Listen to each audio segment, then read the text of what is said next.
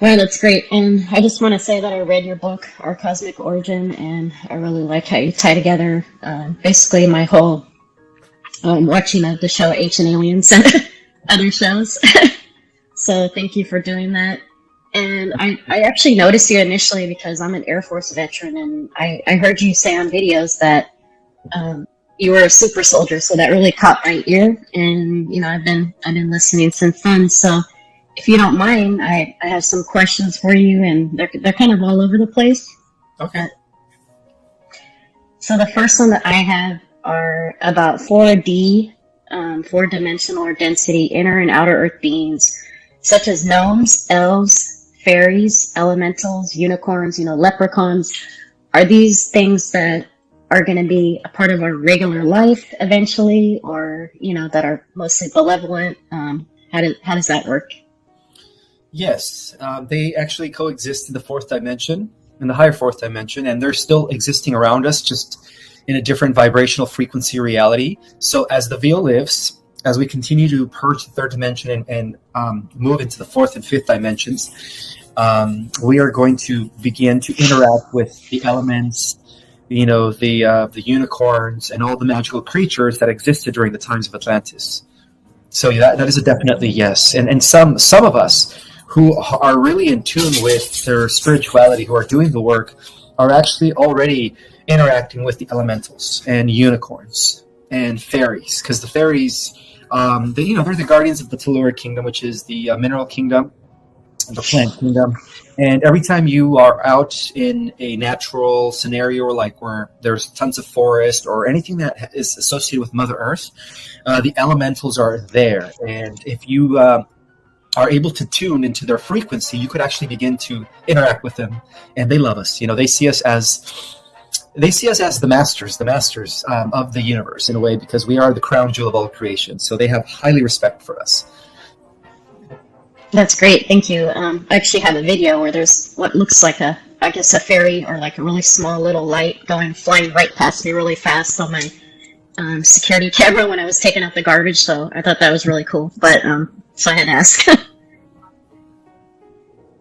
So as to the solar flash, will we recall our 3D lives after the solar flash, or is that going to be something that's kind of like a distant memory that will have to be regressed to, absorb?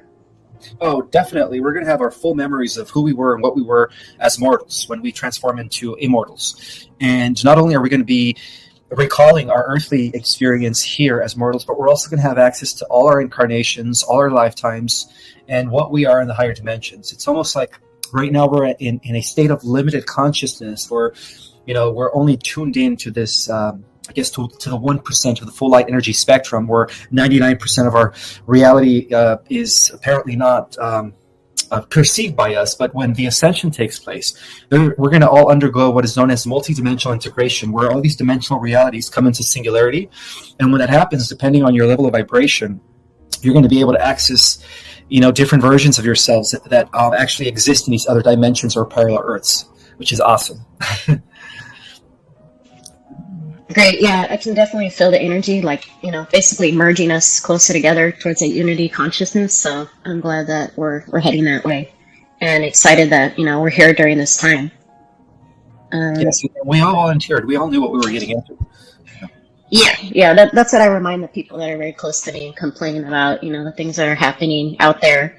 And I'm like, you agreed to this. You signed up for this. You wanted to come here and help. And if you're still in that body, you're here for a reason. Your time is not done. Your mission is not done here. So we need you. Exactly. Yeah. So sometimes, some days it's hard, especially when you're doing commutes or paying bills or that kind of thing, or getting sick. So that actually gets us to the next question. Will we have access to things like medbeds or free energy soon, like Dr. Stephen Greer discusses in his documentaries? Or is this after the solar flash, and are we going to be so,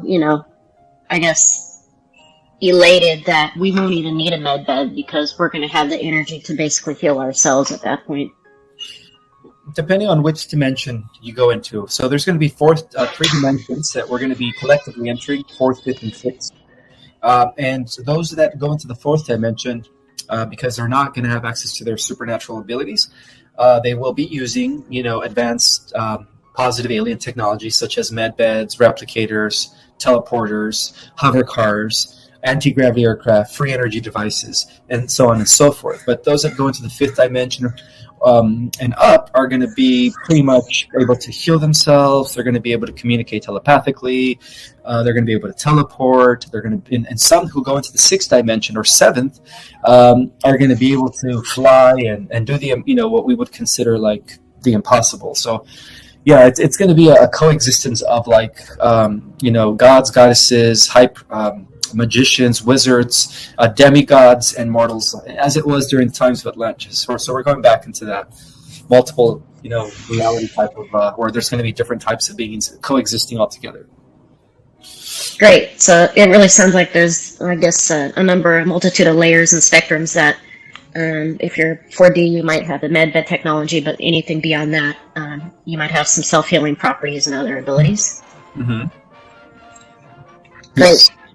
Yeah, because as you know, at least from what I see, because I used to work in a hospital, not anymore. I work in legal now, but just the illnesses and the dis-ease, the big pharma rackets, the financial markets, the health problems in the financial markets, and I work in financial now, and I used to work in health. I just, it obliterated people's families, I don't want to say the word, but the last few years, what's been going on. I don't know, it goes without saying. And so those are two things that really interest me with that, the financial and the health background. So that's great. So let's switch subjects over to military and cabal, being that I'm a veteran. So how is the underground military cabal hybrid program different than the ones that are from the sky? Okay, so we have various programs competing, a total of 22 different programs, most of which are benevolent and then some are nefarious. So the nefarious programs are being conducted by the Naboo, the Ebens, and of course the Greys and Zetas from the Rambola system, and from Zeta Reticula 1 and Zeta Reticula 2. And then, of course, they also work with the Montes and the Insectoids from planet Vetra, which it comes from another galaxy. And so their hybridization programs are being collaborated with members of the shadow government, those that are related to the Cabal or at least associated with the Cabal. And they're all about creating, beings that are not part of the original creation. They're trying to dilute. They're trying to tamper with our 12-strand DNA, with our dormant DNA by mixing us with like Greys and mixing us with insectoids.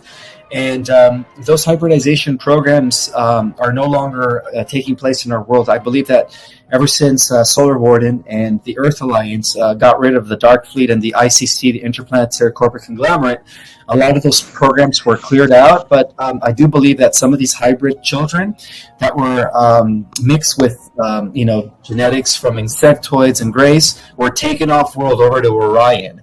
And some believe that at the end of the millennium, we're going to have to deal with those abominations. But the positive programs are about enhancing our genetics through slicing and splicing, through the augmentation and pretty much the upgrades of human genetics by mixing them with other, ETs that are human-like or ETs that are of a spiritual nature. And those programs are positive. Those programs have been implemented since the 1940s. And they've been doing really well. I think that we are now in our 11th prototype, so we've had 10 different prototypes of super soldiers since the 1950s. Yeah, one after another, and each one gets stronger and stronger. So, all that stuff is real. When people watch Agents of S.H.I.E.L.D. or Shield of Agents, whatever that series is called from Marvel Comics, all that stuff is real. Yeah, or like Starship Troopers, right? That's what I thought of when I heard Super Soldier, yeah. Great. So, now these bases that connect underground, such as Denver Airport to Dulce, New Mexico, and submarines under Santa Ana to Area 51, are they used for things other than the hybrid programs, such as clones? Oh, they're used for multiple purposes. The main purpose is that's where the members associated with the Cabal are have been sacrificing children, have been mutilating, torturing, children for thousands of years. I guess in this case for centuries. But those tunnels have always been there. Those tunnels were actually created in ancient times by the negative Anunnaki, which were led by the forces of Marduk, who is the son of Enki. And so those tunnels have been in place for quite some time, and they have been used for nefarious reasons, mainly to extract adrenochrome in order to feed their alien overlords and so on and so forth. So those tunnels are currently being cleared up by members of the Alliance who are in a way super soldiers, and they have been ever since 2016. We are at like 97 or 99% progress as far as clearing out all the underground tunnels and saving the children. And that's what Trump was all about. Trump, from the beginning, he was an insider. As a member of the White Hats and the Cabal, Trump knew that what was actually happening in the underground. And so him and Melania Trump have been very, very advocated and instrumental in the clearing out of the tunnels and saving all the different children that have been saving all the different children that have been pretty much exploited by the members of the deep state. The Clintons, the Obamas, the Bushes, and all those traitors that went against the Republic. I'm sorry. Yeah. I had a little interruption. It's okay. Yeah. So speaking of that, that was leading to another one of my questions. Have you read the Ghislaine book by William Steele, or heard that he claims to have turned over evidence of abuse of, the SRA abuse you just said, by presidents going back to the 80s and specific spouses and family members of these? Do you know anything about that? The William Steele book? It's a book by someone named William Steele who wrote about Epstein, and it's called Ghislaine. Since he knew her personally. Yeah, he knew her personally, and he just got out of prison, so he only wrote it, I think, 4 months ago, and I think he has an A&E show. I haven't read it yet. It's pretty new, but according to him, he already turned over evidence to authorities, to a couple agencies, showing abuse of, like specific elites and specific presidential spouses and presidents. So I just thought it was interesting that you brought that up. But. Oh yeah, so a lot of people are going to be shocked when the disclosure takes place, because a lot of these people that we trusted in positions of power, that we believe that were there for our benefit, were actually all involved in Pizzagate, which are code words for people that are part of the pedophilia network. And many are going to be shocked when this happens. But I even heard that Oprah Winfrey was involved. So. Yeah, I heard that too. I heard a number, and a certain prince of a certain royal family, and I have a question about that one too. But and I'm just hoping that since I work on some cases like that there's some kind of justice, and it's going to be revealed to all, and that's what I'm assuming is going to happen eventually, right? Exactly. Yes. Okay. Great. Because it needs to be revealed. And good. Speaking of that, the Reptilian Queen and a family have connections to Epstein and Seville, which, Seville is like the British version of Epstein. And they also have connections to the Vatican. And, the Crown and the Vatican go way back to the days of the Crusades. And apparently there's also a tunnel, which I don't know is related, but there's a tunnel said to be from Rome to the Pyramid of Giza plateau. So are any of those connections, do they make sense about the Crusades and the Crown and the Vatican? And then also, not in front of the Vatican, but in front of the Colosseum in Rome, which I haven't been to, there's a pagan deity, goddess, it's a goddess that sacrifices children, and this pagan deity is right in front of the Roman Colosseum, and it's named Molech. And the Vatican denies anything of having to do with that, as if, they would allow that in their own town. But does that make sense? And do you have any insight on any of those ties with the Crown and the Vatican and all that?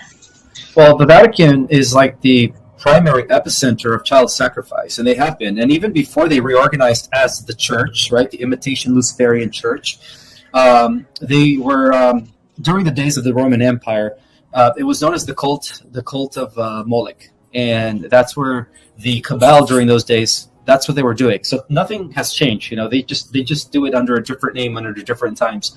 But we could trace this extraction of androchrome all the way back to Babylon, if you really want to get technical, which was like 5 to 6,000 years ago. But yeah, you could say that it was I believe it was during the times of the Roman Empire. They were known as the community of the Carthage that sacrificed the children to Moloch. And the Vatican is in denial about that, because all they did is they just reorganized, and they just kind of continued you could say the rituals in secret. And something that the Whiteheads have discovered when they have been in the last year when they cleared out the Vatican underground tunnels, is that they discovered that all the tunnels, all the gateway, all the different all the tunnels that connect Washington, the Denver airport, they're all connected worldwide, and they all lead to the Vatican. So the Vatican is like the epicenter of this underground network, this underground pedophilia network. Okay. Yeah, and I think we got a glimpse of that in that movie Spotlight, where the investigative journalist, if you've seen it, I think it came out 10 years ago or so.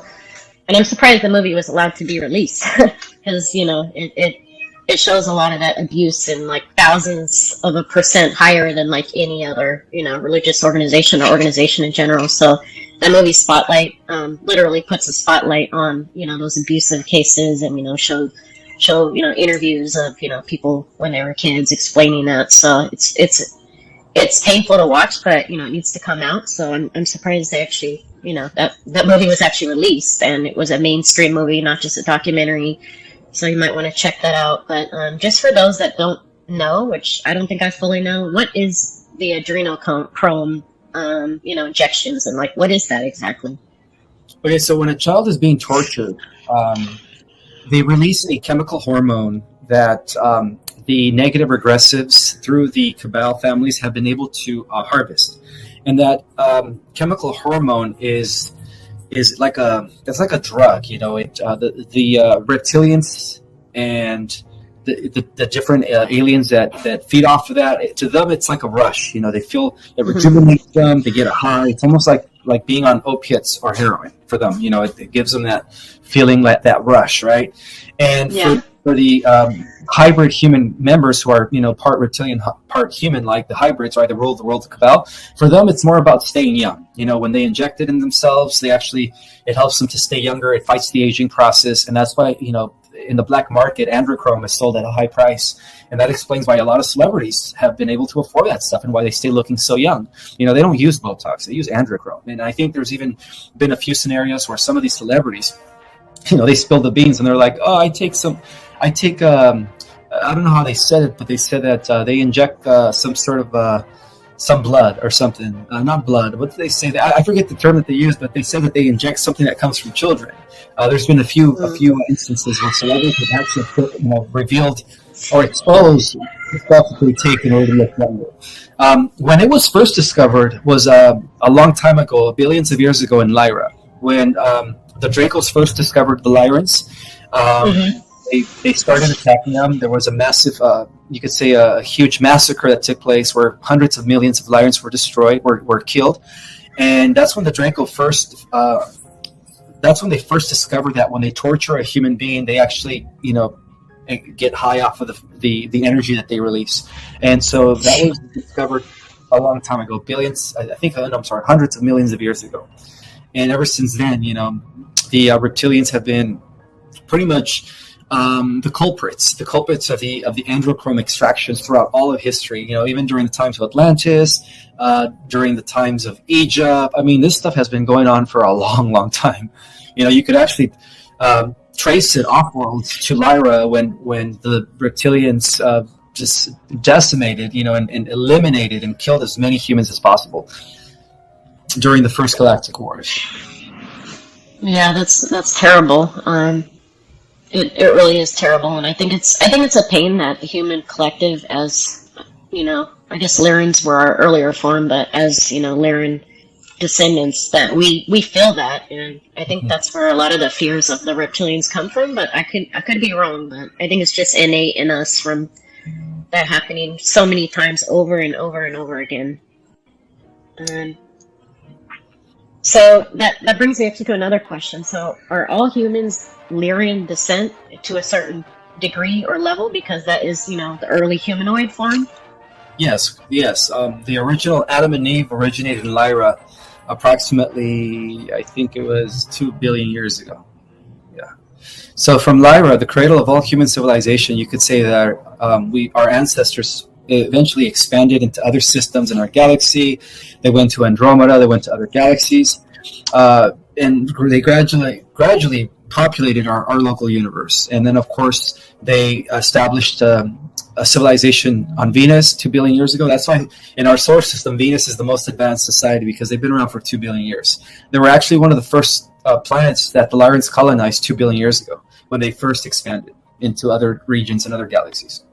So even the Pleiadians, even the Andromedans, and all human-like beings out there, the Alpha Centaurians, the Tau Cetis, the Hadars, the Epsilon Eridanis, all those human-like galactic civilizations, they all stem from Lyra. So in that sense, yes, we are all Lyran, but by virtue of descending from the original humans that sprung from Lyra. Great, yeah, that's kind of what I thought, but just wanted to ask. So actually, going back to like underground stuff, but not really the tunnels, but like the Giza Plateau. Like we all know that ground penetrating radar has been around at least since, I don't know, the 90s or something. Mainstream, and it probably started out with the Department of Defense, military, like GPS did back in the 80s. I just thought the other day, I'm like, watching an Egyptian show, and I'm like, wait a second. How come we're not being shown ground penetrating radar underneath places like Giza Plateau, which is intentional? And I think that's because there's a lot under there that they don't want us to see or show, which goes into the cabal controlling mainstream archaeology and stuff like that, history, of course, and so that kind of bothers me. So, but I've also heard that a 3-letter agency went and took out knowledge from like the pod, the Sphinx, So do you have any insight on that, on why they're, obviously not showing us the ground penetrating radar there and other, historical sites, and then about a 3-letter agency taking information from the Sphinx? Well, they've always done that. Going back to 1700 years ago, right before the establishment of the Roman Catholic Church. The cabal during those days ransacked the ancient library of Alexandria, and they burned pretty much all of the records, except they kept the few that they needed in order to control the population, right? They had access to all the secrets, and they do it over and over and over. Every time there's a huge site or a huge depository of knowledge or records that reveal clearly our true history, who we are, where do we come from, they're always there to corrupt it, to distort it, or at least to kind of keep it suppressed or repressed from the general public. So that's something they've always done. And that's why when I wrote my book, a lot of that stuff that I was able to actually channel was from the halls of record, was from the Akashic records. And if people haven't read my book, Our Cosmic Origin, I mean, that book is just, it's full of information that was omitted by the dark forces, eliminated for thousands of years. Yeah, that's really unfortunate, and I was aware of the burning of the Library of Alexandria, and that it had a lot of knowledge from the ancient Druids and Egypt, and basically our true origins, and that it made it seem like a religious thing, but it was really just literally a book burning / killing by the cabal to get rid of that knowledge, so the people would be left with their religion only, as a choice, because the knowledge is lost. So that's unfortunate, but hopefully that's coming to an end here soon. So speaking of that and some of their control, I've heard on channels like Cosmic Agency that the Gregorian and the Julian calendar has been changed several times to so the cabal could get pumped up and go in and get some lands and do a treaty and say it's really 1700, but it's 1200, or say it's backdate the Bible 40 years to make it look like a prophecy, or to add 2,000 years, or add 10,000 years to the pyramid and the Sphinx, even though Sphinx has weathered, water on it from the Great Flood, and they're saying it was built after that. So, what year is it really? I mean, does anyone actually know in linear, human time, because of all these multiple changes on the calendar? Well, overall, time is irrelevant. Time doesn't really exist. But as far as like where we're at in the grand scheme of things, we are at the end of many cycles. The original calendars actually go back to ancient Egypt and ancient Atlantis, and the only culture that was able to preserve the accurate timekeeping system were the Mayans. So, from what I understand, is that due to the fact that the Cabal throughout the millenniums have always restarted history, right, by changing the calendars, and that's why leap year exists. I believe that it's actually 10 to 12 years off.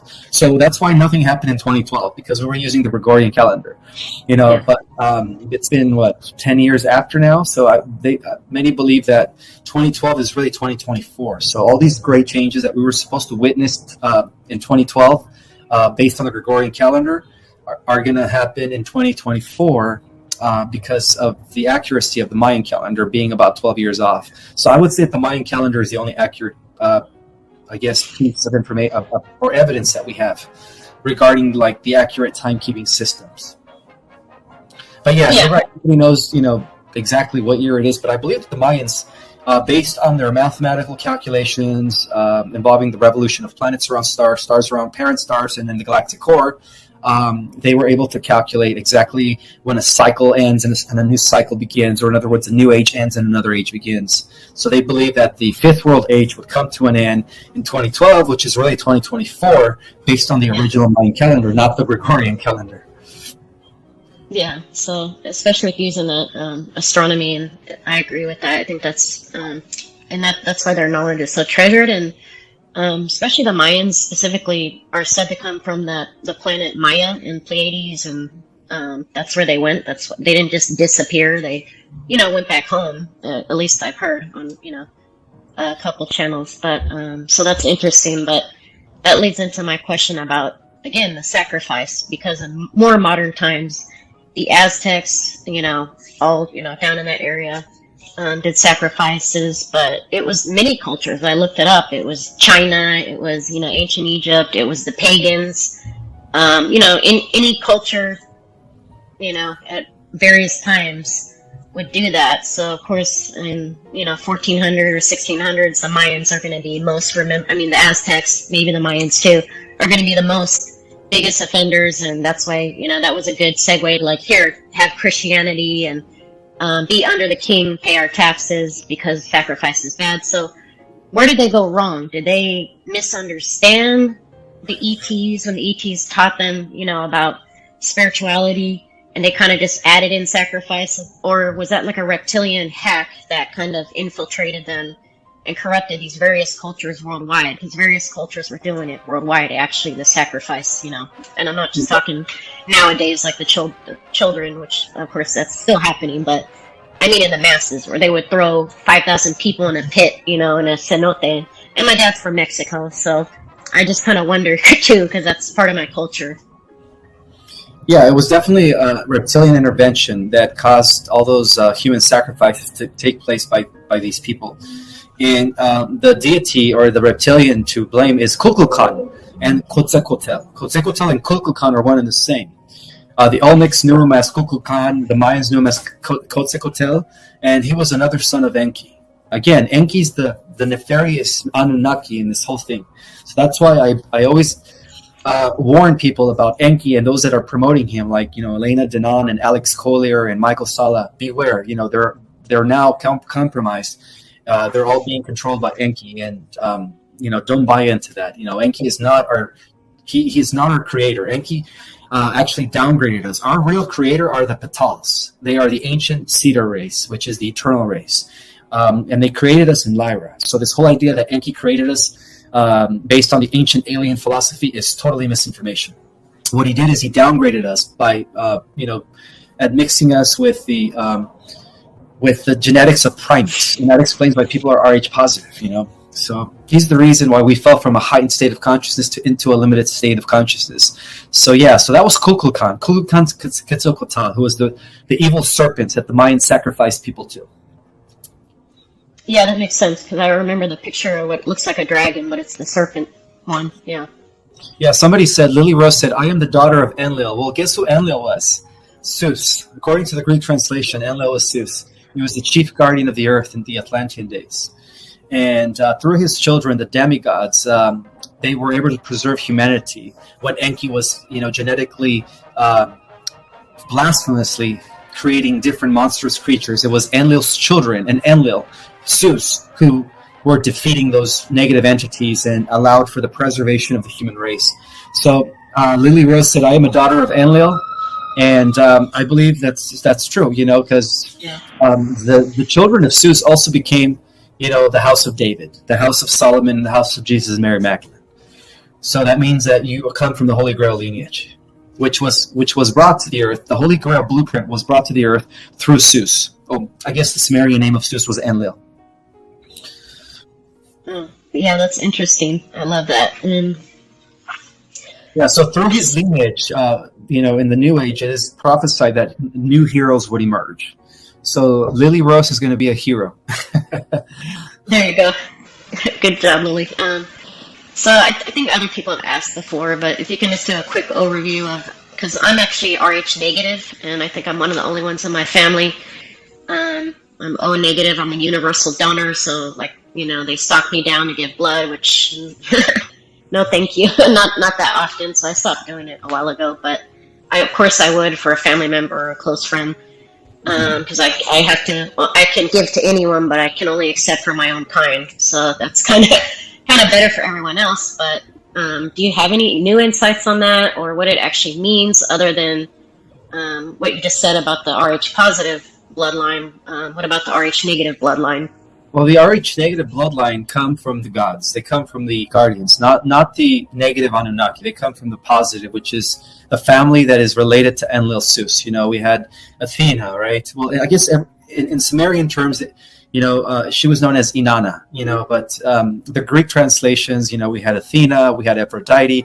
Those were all the children of Zeus. And I believe Athena was the one who carried the scales of justice.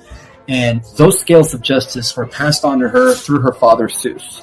And then, of course, later, those scales of justice were carried over through the demigods, or those that came from the lineage of Zeus, which were the progenitors of the Rh negative blood type. And that was the only lineage that was left preserved and undiluted, and it was not admixed with primitive stock or with primate genes. Wow. So that's what you are. Yeah, you're also a descendant of the guardians. People that are Rh negative come from royal blood, by the way. They're the original guardians, or they're the descendants of the original guardians. Oh, wow. Does that mean that you're Rh negative too? Yeah, I am. You are? Okay. Yeah. I would assume, but I don't know, that a lot of starseeds are Rh negative. Yes, a number of the starseeds are Rh negative, but also some of the starseeds are Rh positive, and there's nothing wrong with that. They came here to undo the primitive gene. Yeah. Like you said, infiltrate from the inside sometimes. So just a question about clones, because I'm very interested. So like the clones, such as Epstein. You had said before in other interviews that Epstein was, basically rescued, and there was a clone there, which I definitely do buy that. I really do. And then that the reptilian queen was a clone, and a lot of these types are clones. So where are the originals at, and how can a clone's body actually animate, without a soul? Especially if they killed the original. Are they like in Guantanamo Bay? Are they in Saturn? Like, what's going on?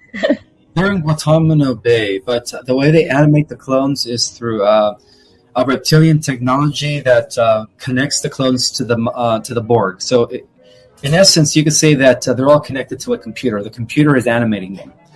AI system, I guess that's the best way to say it. So, in that sense, artificial intelligence is what's generating the clones. It's what's animating the clones. It's what's keeping them alive. It's what's making them say what they say. It's all being done through a computer system. Okay, that's what I thought you were going to say. I'm like, I think he's going to say it's the AI from, not the, what is it, the Red Queen? Is that what it's called? Well, yeah, the AI that controls pretty much all the clones and all the Agent Smiths and all the NPCs is the Red Queen, who exists in the, she's in the underground. Well, I guess she is deep in the underground in the Denver airport. The Denver airport. That's where she's located. And she was given two assignments. The first assignment was to monitor the Rh negative blood type, which are the descendants of Zeus, because they knew they had access to the original prophecies, and they knew that these people would one day emerge and activate their psychokinetic powers, and like X-Men, and usher in a whole new era. And with these powers, all the aliens out there fear, because none of these aliens have the powers that we would have once we activate our dormant DNA. And so that was her primary reason why she was placed in the underground of the Denver airport, was to pretty much to monitor and surveil the different Rh negative blood type, and among other reasons. But I believe that the solar flash is going to eliminate her as well. Yeah, that was my next question. Is she being taken out as a sentient AI? Oh, she's very powerful. Yeah, she's assimilated a lot of our powers. Through computers, through an advanced computing system, she was able to pretty much enhance our abilities and then mimic it and then assimilate it. So she's got a lot of these abilities already. And in turn, she's also working for the AI god Omega Saurian, who is like the entity that all the evil aliens answer to throughout the multiverse. Got it. I believe she is going to be taken out, meaning the Red Queen.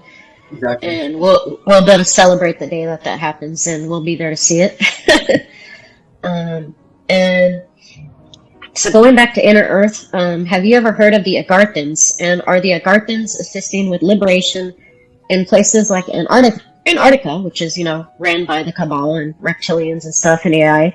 And do the reptilians have underwater ocean bases connected to Antarctica? And are the Agarthans aware and helping with that, or is that two different things? Right. Well, they are aware, and the Agarthans, as well as the Andromedans and the Pleiadians and the Syrians, have been helping us as far as clearing up the underwater reptilian bases and also the different structures that they put into place in Antarctica, long time ago.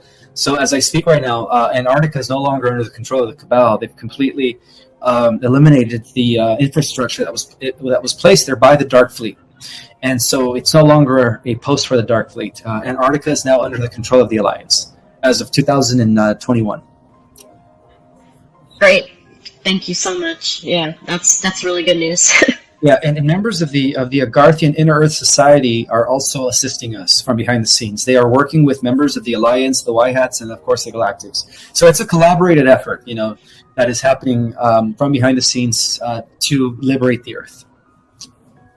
And are the Agarthans the Inner Earth beings? Because that's my understanding, or are they from a different source?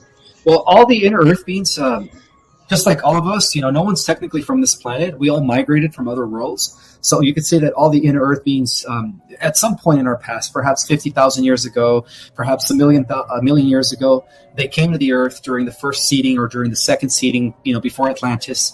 And some even came during the times of Lemuria. And due to the cataclysms that took place in ancient times, based on this 26,000 year revolution where there's a pole shift and civilizations fall, new civilizations rise, many of them, in order to preserve themselves, decided to go into the Inner Earth. And the Inner Earth structure has been in place for millions of years. I think it was first created, the Inner Earth was first created by the Patals. The Patals are the ancient cedar race, because they knew that the time would come where, inhabitants of the surface world were need a place of refuge to kind of protect themselves from the cataclysms that were taking place on the surface world.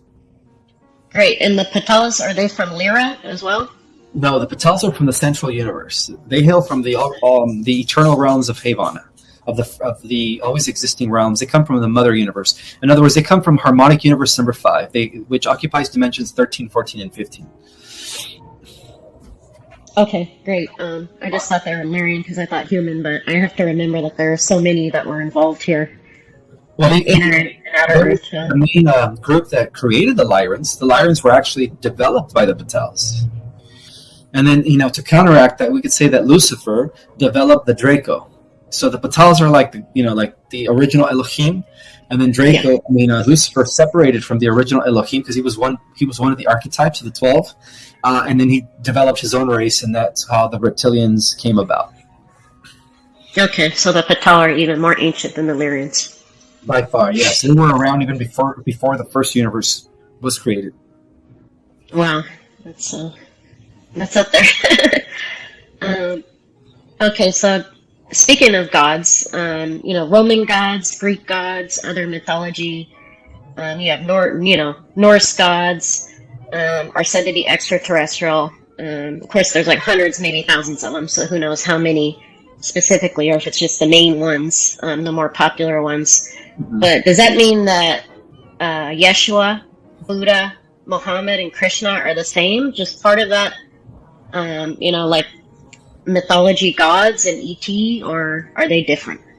Yeah, well, the gods of the Bible, I mean, the gods of mythology, the angels of the Bible, and they are the guardian races or the positive ETs that hail from like harmonic universe number 3, 4, and 5. So we could say that Krishna comes from harmonic universe number 4. Jesus comes from harmonic universe number 4. Buddha comes from harmonic universe number 3. And all these great incarnations of avatars always existed. They are part of the Council of Guardians. So Sirius, for instance, Jesus was a high-level Syrian. He comes from Sirius, and so did Krishna. Krishna also came from Sirius. So there's times where these avatars have to incarnate in order to kind of redirect the evolution of humanity. Great, So, yeah. so the gods of mythology were actually the Pleiadians, the Niberian Pleiadians, the good Anunnaki. Yeah, and the negative Anunnaki were the Niberian reptilians, Ferengi. Okay. So it's a bit different than the Krishna Jesus harmonic 4. Yeah, exactly. Harmonic universe number 4 from dimensions 10, 11, and 12. Okay.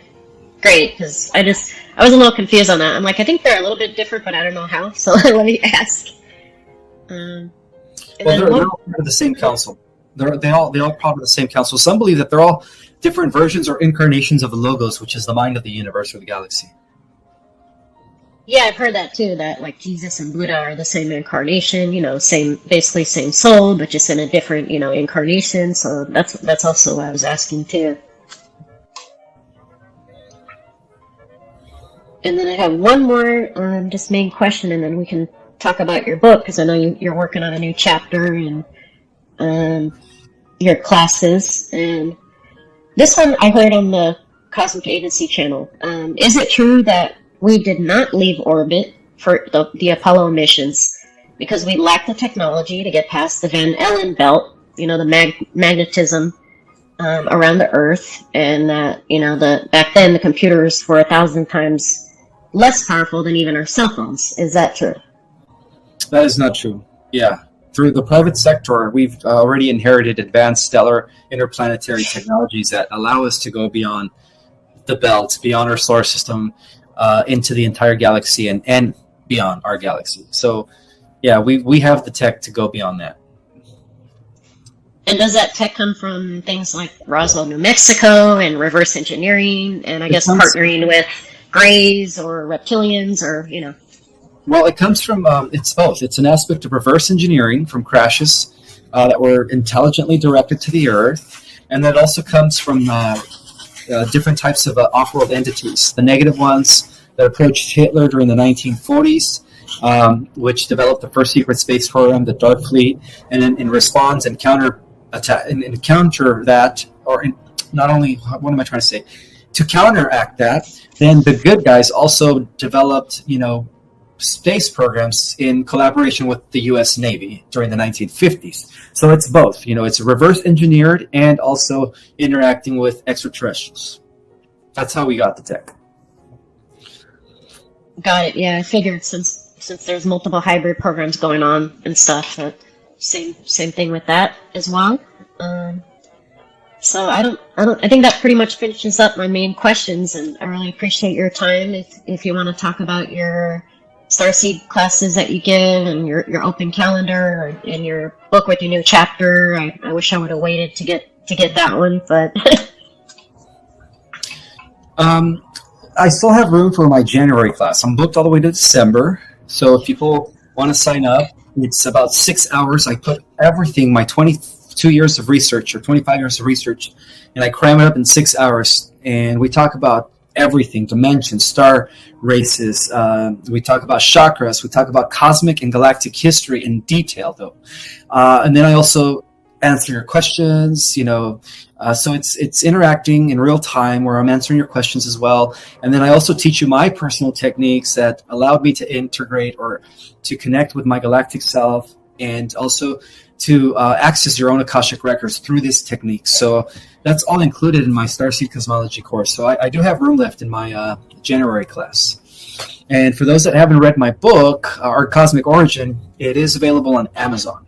It is a book that is amazing. Like, everyone that's read it is also so far has messaged me, those that have my social media, and have thanked me because that book totally transformed their life.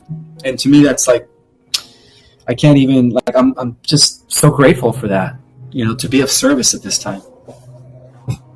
Thank you very much, Ismael. I have a link to your book there and a link to your classes. I thank you so much for your time, and I appreciate everything that you're letting out just in the open, as is, and which is amazing. It's really amazing, and for not just for Starseeds, for everyone, whether they know it or not, and getting a lot of people through hard times.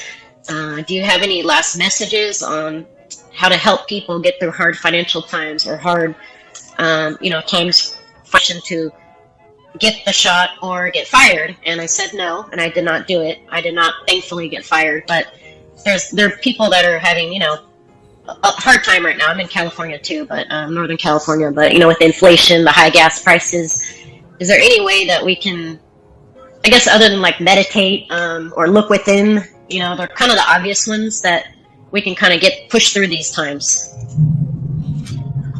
The best thing to do is just stick to your beliefs, stay in your ground. Don't let nothing take you off your path. The more you are centered, the more you are in your power, the easier things are going to be for you. The universe has your back. As long as you do your part, the universe will open doors for you. The universe will bless you as long as you do your part. And stay truthful to the organic way of life. Don't sell yourself out short.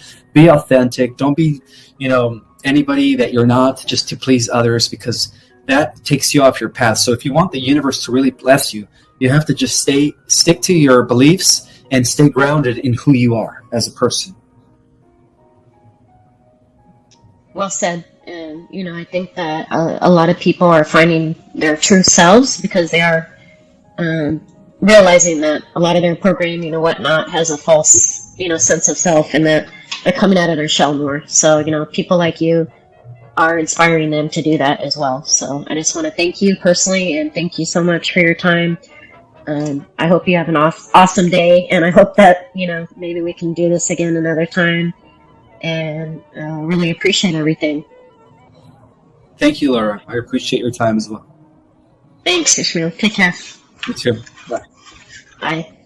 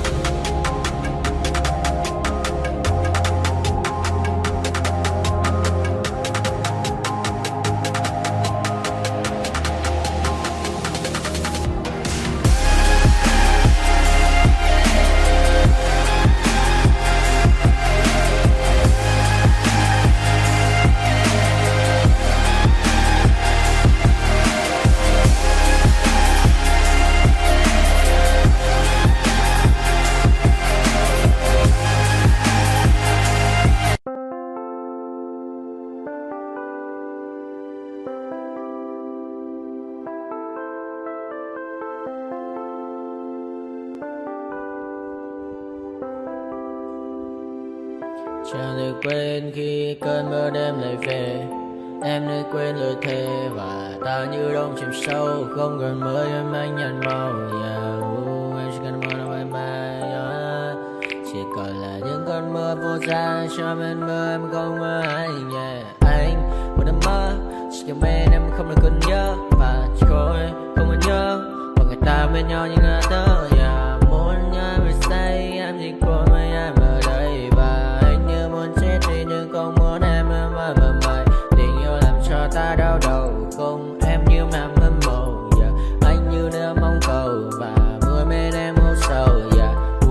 nào có mang ba để mà mơ. Chỉ có bên em nhưng là khó mơ. Giờ mà đang xa dạ, em muốn bên ai dạ. Anh không mong gì hơn, chỉ mong em sẽ ở đây ôm anh thật gần. Anh chỉ mong đôi ta được có nhau, mà đừng em đâu anh bỏ em. Một đêm bên anh có em, ta sẽ trao nhau môi hôn thật sâu, ôm anh.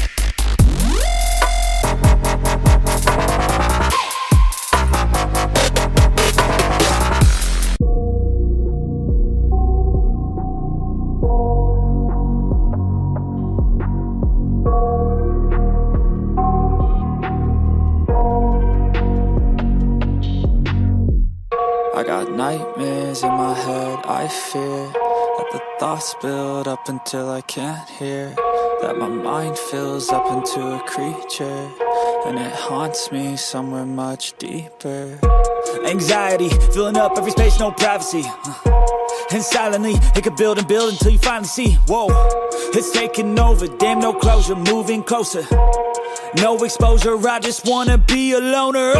Some can't stay sober, looking over all their shoulders, like moving boulders just to get out of the home. It sucks, I've had enough, I don't wanna feel the stuck under the rug, all my problems that I shove. I got nightmares in my head, I fear that the thoughts build up until I can't hear, that my mind fills up into a creature, and it haunts me somewhere much deeper. I got nightmares in my head, I fear that the thoughts build up until I can't hear, that my mind fills up into a creature, and it haunts me somewhere much deeper. I've been feeling weird, I can't seem to focus good enough. Nothing's really clear, sometimes it could be a little tough. I just need to feel like the end's in sight for me, but let's be really real, anxiety can foggy all this stuff. I've been feeling weird, I can't seem to focus good enough. Nothing's really clear, sometimes it could be a little tough. I just need to feel like the end's in sight for me, but let's be really real, anxiety can foggy all this stuff. It sucks when you finally feel like giving up. Oh God, no luck, everything feels like you're sticky stuck. I'm lost, handcuffed to the bed where I sleep, don't give a fuck. Can't stop, unplug, feeling over